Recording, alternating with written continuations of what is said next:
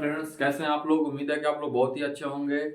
तो आज आपके अपने चैनल नौकरी ऑफिशियल पे आपका स्वागत है। तो सबसे पहले आज इस वीडियो के माध्यम से हम आज एनालॉजी के कुछ प्रीवियस ईयर क्वेश्चन को आज हम देखेंगे, जिसमें कि पहला क्वेश्चन आपका है कि मछली जैसे जल से संबंधित है वैसे ही चिड़िया किससे संबंधित है। तो आप बताइए, मछली कहाँ रहती है? तो जल में। तो चिड़िया कहाँ रहती है?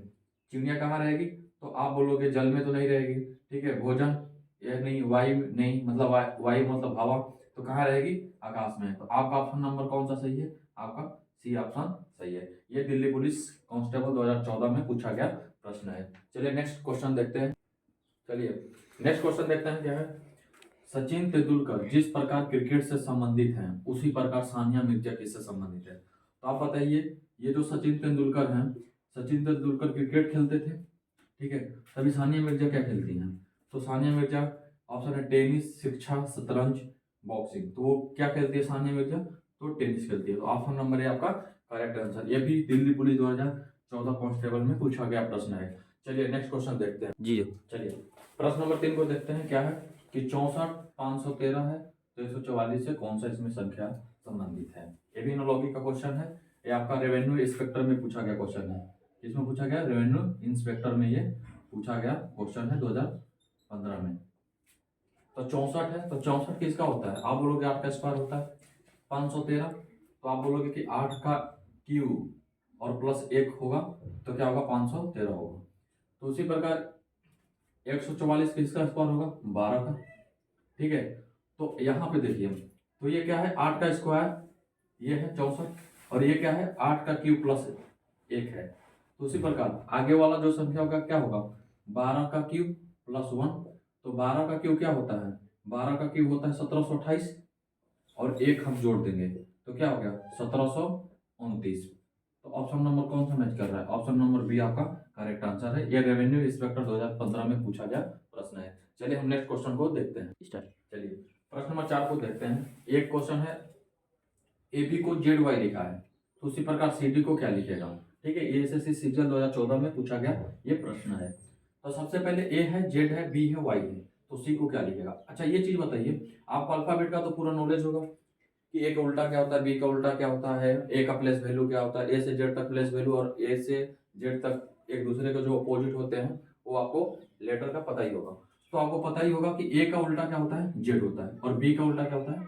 वाई होता है। A to Z B Y, Y बोलते हैं जिसको हम जैसे याद कर रखे हैं। ठीक है, तो उसी प्रकार सी का क्या होता है? सी का उल्टा होता है एक्स, ठीक है, और डी का उल्टा क्या होता है? वाई। तो इसका क्या होगा? X Y. एक्स वाई कौन सा ऑप्शन है? डी आपका करेक्ट आंसर। ये क्या होगा? सॉरी, एक्स और डब्ल्यू, मतलब सी का उल्टा होता है एक्स और डी का उल्टा होता है वाई, तो इसलिए option number D x W.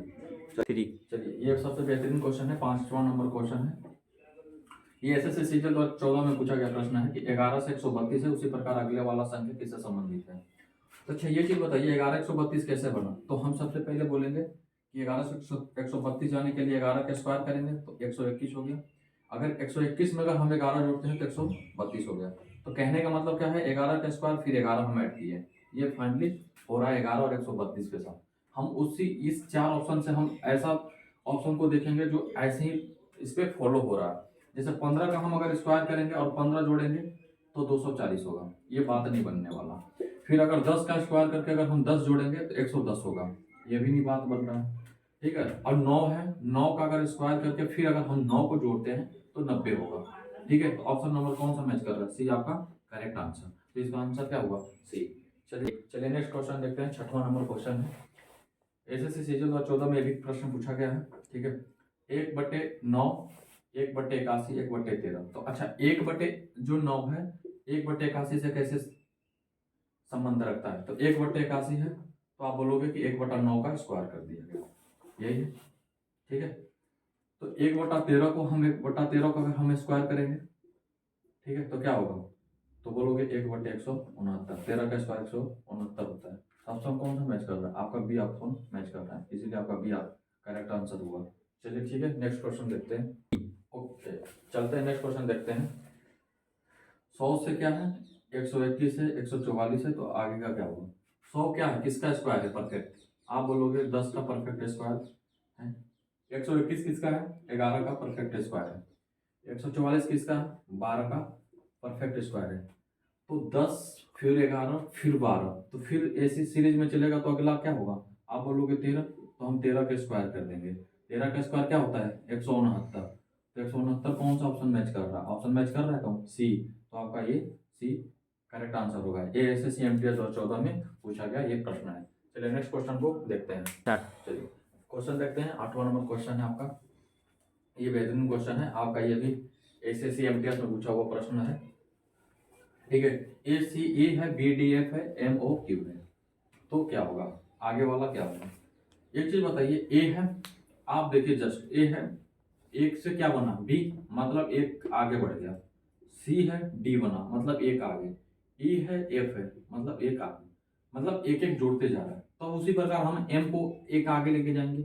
M के बाद क्या आता है? एन आता है। ओ से फिर एक हम आगे ले जाएंगे। ओ के बाद क्या आता है? पी।